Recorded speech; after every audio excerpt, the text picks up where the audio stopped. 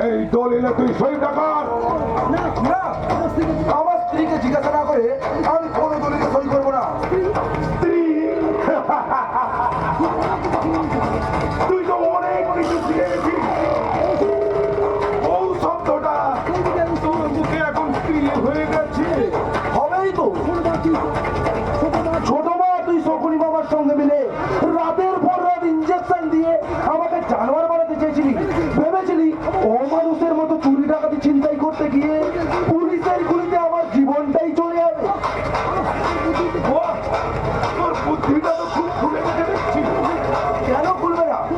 তোদের যে অফিসটা রাতে সেই রাতে চিন্তাই করতে গিয়ে পৃথিবীর সবচেয়ে দামি রত্নটাই যে আমি চিন্তাই করে নিয়েছি। দামি রত্ন? দামি রত্ন মানে কহিনু? না রে না, সে যে আমার স্ত্রী। তোদের যে অত বিষাক্ত ইঞ্জেকশন ছুঁড়ে ফেলে সে তার আদর যত্ন ভালোবাসা দিয়ে আমাকে সুস্থ করে তুলেছে। তাই নাকি? সারা রাত তোর বউ বুঝি এইভাবে ট্রিটমেন্ট করে তুলেছি? করবেই তো। সে যে আমার রজনীগন্ধা, তার ভালোবাসার সৌরভ দিয়ে বেঁচে থাকার স্বপ্নটাকে নতুন করে জাগিয়ে তুলেছে। তার সেবায় আজ আমি সম্পূর্ণ সুস্থ এবং স্বাভাবিক। তাই তো তোদের আমি কাউকে ভয় পাই না। চুপ কর! এই শেষবারের মতো বলছি, এই দলিলে তুই সইটা কর। আমিও তোকে শেষবারের মতো বলছি, বড় ভাইকে বড় ভাইয়ের মতো সম্মান দিতে। সম্মান দিবি? তাহলে তাহলে এই নে।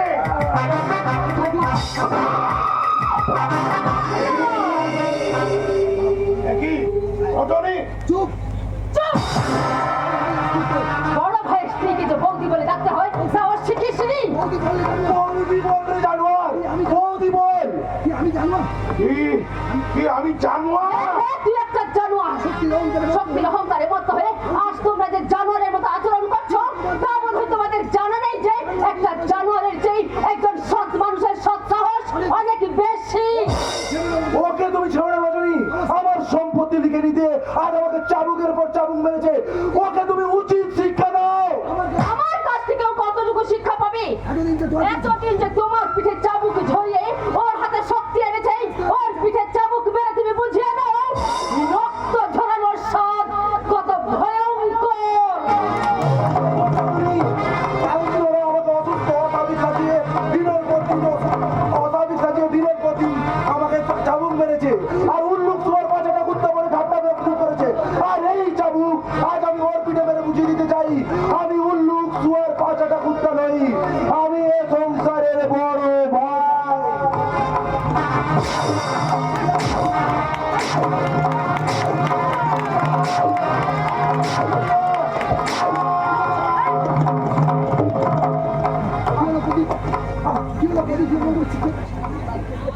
শয়তানি! স্বামীকে আমার ছেলে পেছনে লেলিয়ে দিয়ে দাঁড়িয়ে দাঁড়িয়ে মজা দেখছি। ও যদি এখানে আমার ছেলেটাকে ফোন করে ফেলতো, ফোন করে হয়তো আমাকে মেরে ফেলতো। কি বলে যদি আমার ছেলেকে মেরে ফেলতো তাহলে দাদা তাহলে দাদা একটা সত্যিকারের মহৎ কাজ করতো। কারণ ছোটটা হলো এই সন্তানটা ক্যান্সার। ছোটদা হলো এই সংসারের একটা ক্যান্সার। ক্যান্সারের আর ক্যান্সারের আনসার একটাই, উপযুক্ত অপারেশন করে তাকে পুরোপুরি সাইজ করে ফেলা। এই হারাম দাদা এই হারামজাদা ছেলে, যারা অন্যায় করলো তাদের হয়ে কথা বলতে লজ্জা করছে না? লজ্জা তো তোমার পাওয়া উচিত মা। সুদীপ, কি বলি সুদীপ? কি বলি তুই? চেঁচিও না মা। ছোটদা যখন এই অসহায় মানুষটার সর্বাঙ্গে চাবুক মেরে ক্ষত বিক্ষত করে দিত তখন তো তুমি এত দরদ নিয়ে ছুটে আসতে না মা। অথচ দাদাও তো তোমাকে মা বলেই ডাকি। একবারটির জন্য তোমার মাতৃ হৃদয়কে জিজ্ঞাসা করো তোমা। সৎ ছেলে বলে দাদার জীবনের কোনো মূল্য নেই। আর ছোটদা তোমার পেটের সন্তান বলে সামান্যতেই অস্থির হয়ে পড়ছো। সামান্য কি করছিস? সামান্য কি বলছিস? সামান্য কি বলছিস? আর একটু হলে ছেলেটাকে আবার খুন করে ফেলতো। খুন নয়, বারবার খোঁজা দিলে বারবার খোঁচা দিলে ওরা সব যে ফোনা তোলার চেষ্টা করে, সেটাই আপনার ছেলেকে আমি বুঝিয়ে দিলাম। ধরা সামনে ধরা সাপ নয় মা, ধরা সাপ নয়। আমরা কাল সাপ পুষেছি আর সেই কাল সাপ একটা কাল নাগিনকে ঘরে এনে তুলেছে। এদের না তাড়ালে এদের না তাড়ালে এবার হয়তো আমাদের ঝুমো দেবো আমাদের চোপল দিয়ে মারবে। দাঁড়াবো তাড়াবো, কাল লাগা কাল লাগেনি, দুটোকেই আমি তাড়াবো। তোমার সুবুদ্ধি হয়েছে এতদিনে তোমার সুবুদ্ধি হয়েছে, তারাও তারাও। যদি এই সংসারে মঙ্গল চাও তাহলে এই কাল্লাগিরিকে এ বাড়ি থেকে তুমি তাড়িয়ে দাও। আজ নয়, আমি একটু দাঁড়াবো আমি এক্ষুনি তাড়াবো। কি বলবো কি বললে বাবা? আমাদের আমাদের তুমি তাড়িয়ে দেবে? তোমাদের তোমাদের বাড়ি থেকে তাড়াবে?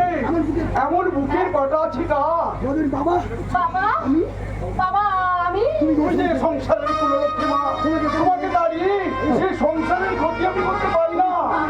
তার মানে কি বলতে চাও তুমি বলতে চাও আমরা এই সংসারে আমরা এই সংসারের শিশুদের কাল্লাগ আর খাল্লাগে নেই। আর তোদের আমি শেষ করার মতো সাবধান করে দিচ্ছি, রাস্তা যদি হয় আর অন্য কোথায় হবে নাচ, কিন্তু আমার সংসারে আর আমি তো এর নাগ নাগিনে পলয় নাচন চলতে দেবো না। ও এতক্ষণে বুঝতে পেরেছি। গান সাহসে সাহসী হে এই হতচ্ছাড়াটা আর এই কাল্লাগিরিটা আমাদের মারতে চেয়েছিল। তার সাহসে এই পাঁচ তার সাহসে এই পাঁচটা কুত্তাটা আমার ছেলেটাকে খুন করতে চেয়েছিল। চাইলে দিতাম না ইয়ে কাকে খুন করতে চায় রে দিদি? কৈলাস এসেছিস ভাই, এসেছিস। এই দেখ ওই বুড়ো ভাবটা রাস্তাটা পেয়ে ওই হারামজাদি আর শয়তানটা আমার প্রদীপকে খুন করতে চেয়েছিল।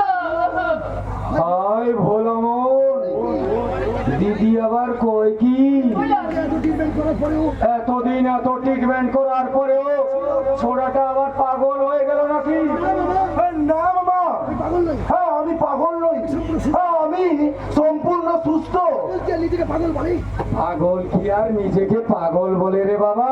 ভাবিস না তবে ভাবিস নে, ইঞ্জেকশন আমাকে আমার কাছে আছে সেই ইঞ্জেকশনটা। এটা পুশ করলে এটা পুশ করলেই তোর সমস্ত যন্ত্রণা মিটে যাবে। মামা ওটাকে ইঞ্জেকশন ওটাকে ইঞ্জেকশন দেওয়ার দরকার নেই মামা, তুমি বলো ওটা ছোট তুমি বরং ওটা ছোট তাকেই দাও। ছোট কারণ ছোটটাই দেখছি আজকাল একটু বেশি পাগলামো শুরু পুলিশ করেছে। কি রে বলে পুলিশ কি রে বলিস কি রে? ও ঠিক কথাই বলেছে। আর তোমাকে দয়া করে আমার প্রভাতির চিকিৎসা করতে হবে না, ওর জন্য যতটুকু যা করার তা বৌমাই করবে। বলো মামু হাই ভোলামন, ওই কি জামাই বাবু কয় কি? শোন সপরি আর গান্ধারী জননী, তোমাদের ভয়ঙ্কর রাহুল গ্রাস থেকে আজ আমি মুক্তির স্বাদ পেয়েছি। আবার যদি তোমরা আমাকে মিথ্যে করে পাগল সাজানোর চেষ্টা করো, আমি কিন্তু একে একে গোলা টিপে মারবো বলে গেলাম, গোলা টিপে মারবো বলে গেলাম। ছোট থেকে ধর এই, কে আছিস? ছোড়াটাকে ধর, ওর নির্ঘাত পাগল হয়ে গেছে, ওর হাতে পায়ে বেরি পরাতে হবে। হাতে পায়ে যদি বেড়ি পড়াতে হয় সেটা আপনার বোন আর আপনার ওই আদরের ভাগ্নের হাতে পায়ে পড়ার মামা বাবু। আর বড্ড পাহাড় বেড়েছে রে হারামজাদি। আজই তো আজই তো চুলের মুঠি ধরে ওই বাড়ি থেকে তাড়িয়ে দেবো। কাজটা বোধহয় খুব সহজ হবে না মা, আপনার ইচ্ছা কারণ আপনার ছেলে আমাকে বিয়ে করে এই বাড়িতে এনেছে। এই বাড়িতে থাকাটা আমার নৈতিক অধিকার, আর সেই অধিকার লঙ্ঘন করে যদি আপনি আমার চুলের মুঠি ধরে এই বাড়ি থেকে তাড়িয়ে দেন, তাহলে আমার একটা মাত্র অভিযোগে ওই আপনার চুলের মুঠি ধরে টানতে টানতে এই বাড়ি থেকে নিয়ে যাবে। তখন হাজার চেষ্টা করলেও জেলের ঘানি ঘোরানোর হাত থেকে কেউ বাঁচাতে পারবে না। কাজেই পথটা হিসেব করে চলবেন। ওই ভোলা মন, ওই কই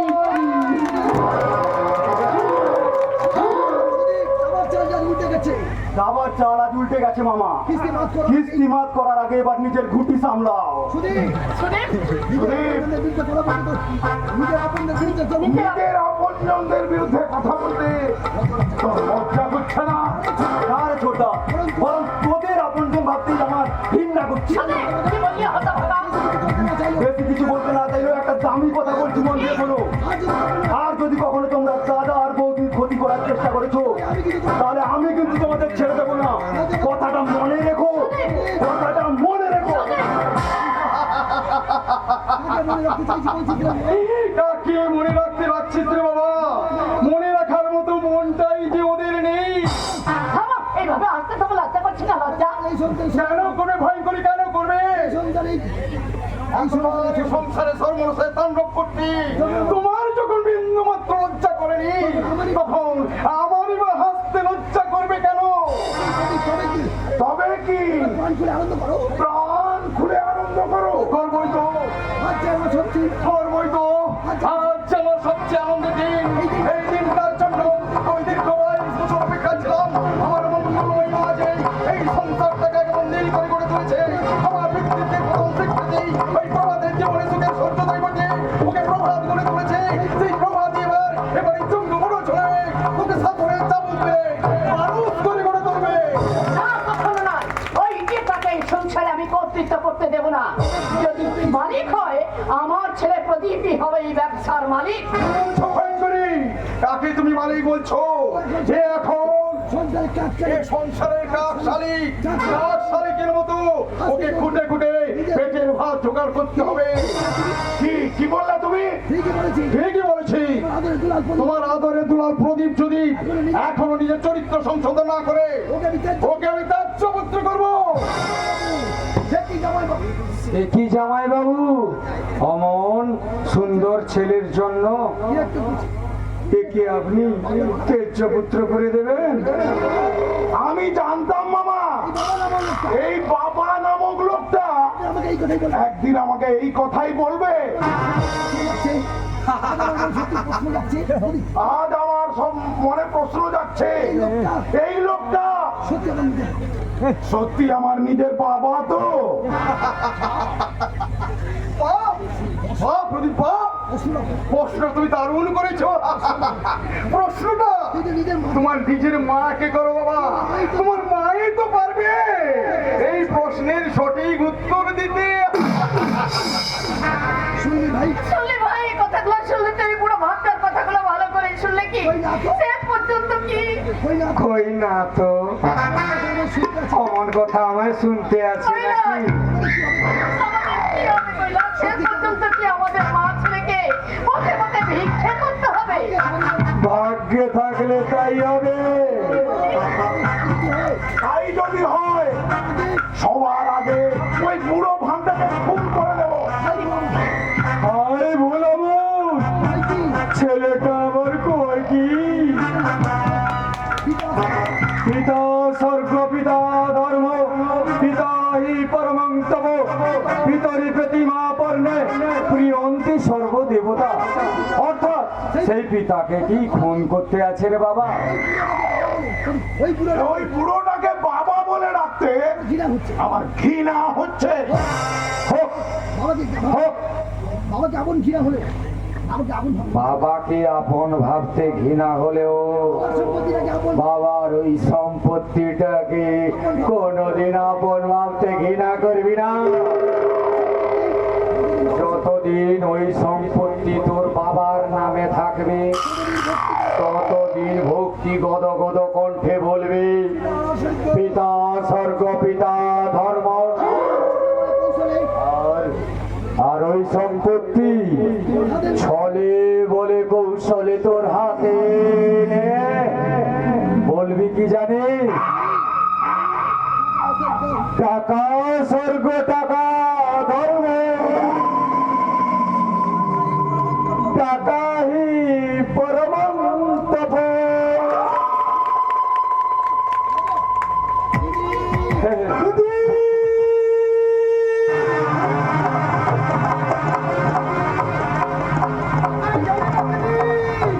কোথায় গেল দিদি? ওই দেখ, তোর শাশুড়ি ওই দেখ তোর শাশুড়ি দাবি মতো টাকা এনেছিল। টাকা পরপরে 25,000 টাকা। টাকা? ওই 25,000 ওই 25,000 টাকা কি তুমি আমাদেরকে ভিক্ষা দিতে এসেছো? আমি কথা বলবেন না বাবা। অমন কথা বলবেন না মাসিমা। ভিড়ে মাঝে বিক্রি করে ভিটে মাটি বিক্রি করে এই টাকাটাই পেয়েছি। বাবা বলে বাবা বললেন এই সামান্য টাকা সত্যি অন্তত দিদিকে একটু সান্ত্বনা। কাকে আর সান্ত্বনা দিবি না। কাকে আর সান্ত্বনা দেবে বাবাজি? আগে যে সব শেষ হয়ে গেছে। তার আগে যে সব শেষ হয়ে গেছে। শেষ হয়ে গেছে মানে? আপনার কথা তো কিছুই বুঝতে পারছি না। কি হয়েছে আমার দিদি? আপনারা কেউ কিছু বলছেন না কেন? কি আর বলবো বাবাজি, দেখতে পাচ্ছ না? এই দেখুন, আমার বুকটা ফেটে যাচ্ছে। এই দিদি আর ভাগ্নে যে একেবারে সুখে দুঃখে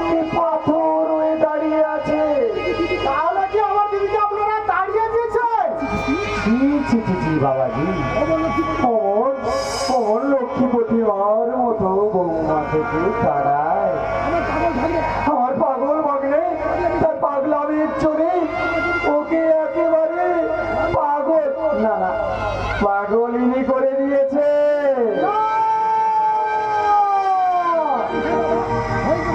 হ্যাঁ বাবা, বৌমা আমার বদ্ধ পাগল হয়ে গেছে। হে ঈশ্বর, তুমি কি করলে? আমি বাবাকে গিয়ে কেমন করে বলবো যে তুমি পুরো পাগল হয়ে গেছে?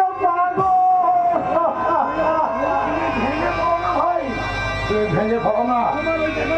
তোমার এই টাকা দিয়ে আমরা তোমার বৌদির উপযুক্ত চিকিৎসা করব। তাই করুন বাবা, তাই করুন।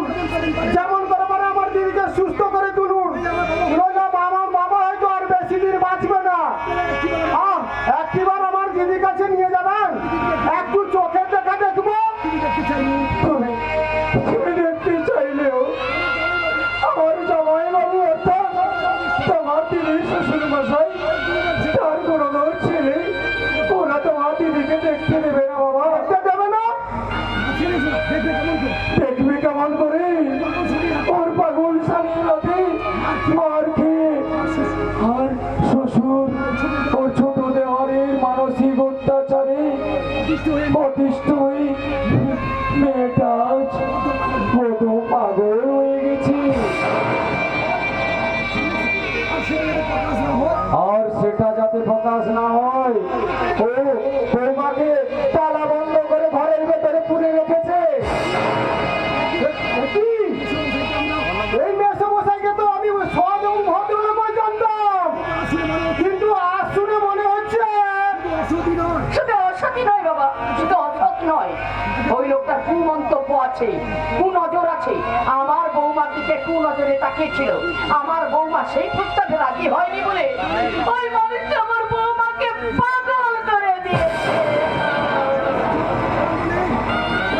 শয়তান সত্যব্রত গাঙ্গুলি, তোমাকে আমরা ছাড়বো না। তোমার নামে আমরা বধূ নির্যাতনের মামলা করবো, তোমাকে আমরা জেলের ঘানি টানি ছাড়বো।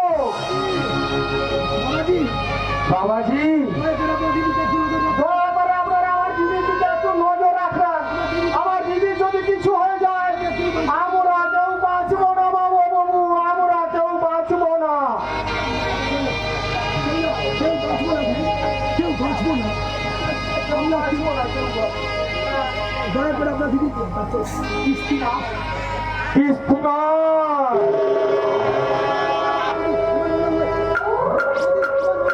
আমার মনে হয় তুমি চাল বুঝে পরের চালে কিস্তি মাফ করে দিয়েছো। সাবধান।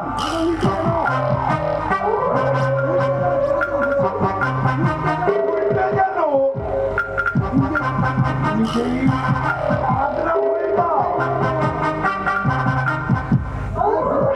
আয় ভোলে আমার ভাগ্নে কই কি? তোর হয়ে আমরা বুঝতে পারছি না।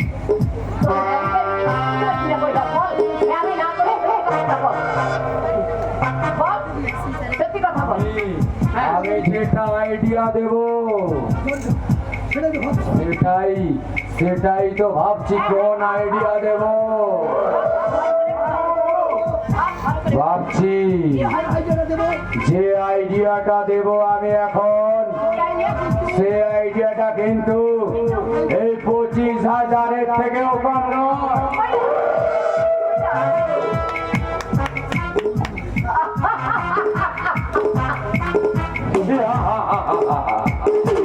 এখানে প্রলয়